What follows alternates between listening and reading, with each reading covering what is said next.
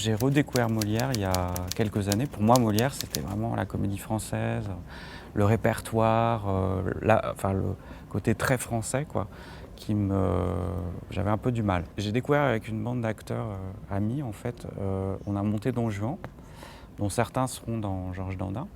Et ça a été une révélation. Pourquoi Parce que je trouve que c'est un des auteurs classiques français qui est le plus immédiat. C'est une matière à jouer extraordinaire pour des comédiens.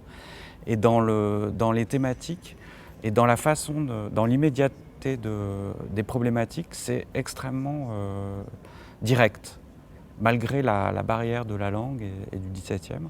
Et en fait, en cela, c'est une dramaturgie très contemporaine, toujours.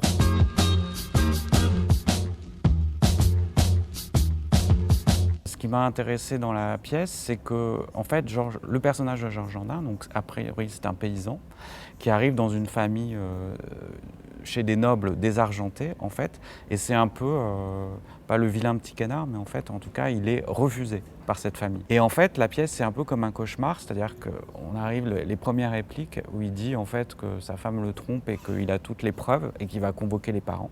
Et en fait, ça marche jamais. C'est comme une sorte de rêve éveillé, un peu cauchemardesque.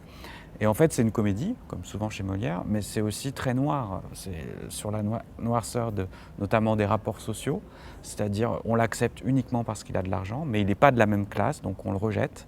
Et aussi cette mélancolie qu'on retrouve souvent chez Molière, c'est-à-dire le mal-aimé, quoi.